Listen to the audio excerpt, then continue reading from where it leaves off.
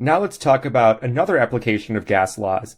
Here we'll talk about how you can relate the density of a gas to the molar mass of a gas. In this problem, you're told that the density of a gas is 7.06 grams per liter at 1.5 atmospheres and 280 Kelvin. And you're asked to determine the molar mass of the gas based on this information, assuming the ideal gas law applies. Sometimes you'll be thrown problems that you've never seen before, where you might have no idea where to even begin and how to use the information that's given. And it's really important to know how to develop a strategy to get yourself to the answer. That's why I like going over a problem like this, because it allows us to talk about how to develop solution strategies for problems. I like to begin solving problems with the goal in mind, and I like to begin by writing a mathematical expression that tells me what it is that I'm looking for. So what I need is a molar mass. And I want to go one step beyond that and think about what it means to find the molar mass. How does one calculate a molar mass? And often the units are a really important guide in helping you to see that. It's going to help to write a mathematical expression here. We know that molar masses have units of grams per mole. And so what that means is we'll need to know the mass of the gas, and we have to divide that by the number of moles of gas.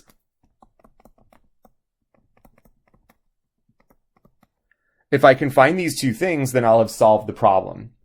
And so this takes a sort of abstract seeming problem, and it allows us to make the solution look a little bit more concrete. And it also allows us to break the problem down into two more manageable pieces.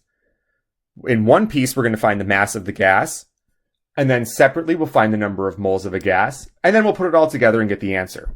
We'll begin by finding the mass of the gas. And the problem doesn't tell us the mass, but we're told the density of the gas, and that relates to mass. We recognize that by again looking at the units and seeing that the units contain grams in them. So to find the mass of the gas, we're going to use the density.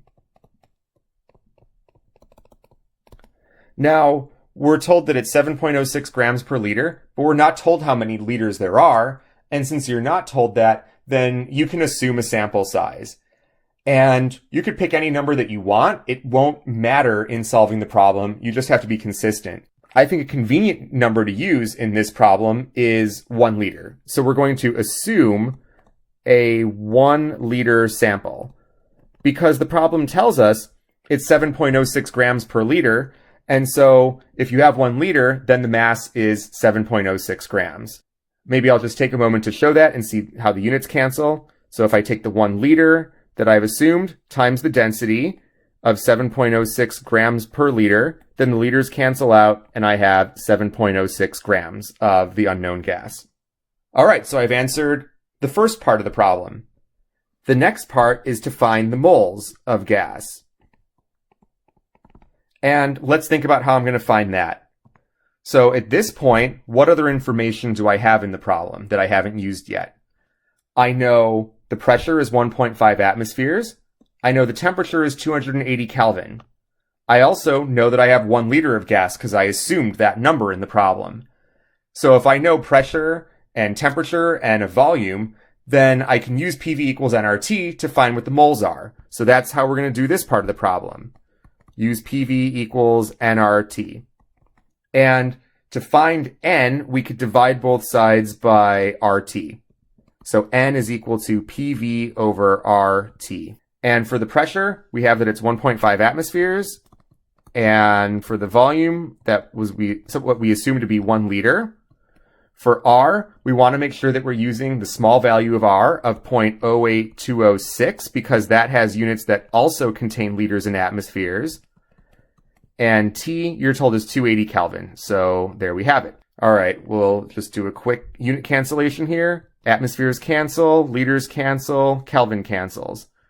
All that's left is moles, and we're trying to find a number of moles of gas here, so that's good. And the number that we get is 0.065 moles. And now we know everything. We found the mass and we found the moles. So the last thing for us to do is divide them. All right. So we're going to divide the mass by the moles to get the molar mass. We have a mass of 7.06 grams divided by 0.065 moles. And so our final answer is in units of grams per mole. And so we know that we're right because we have the right units here. And the numerical value is 108 grams per mole. And there we have it. Even the most complicated problems can be broken down into manageable pieces just like this. And you could devise solution strategies by breaking problems down and looking at how units can guide you through it.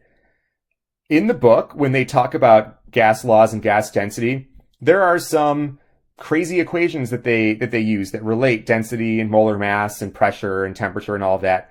But the problem is, like, if you start getting into the business of dealing with unique equations that can only be used for solving one type of a problem, you'll end up with so many equations that it's very easy to get lost in all of them. And it's very easy to waste a lot of time determining what equation applies and at what time. So I prefer to not deal with equations that only have single uses.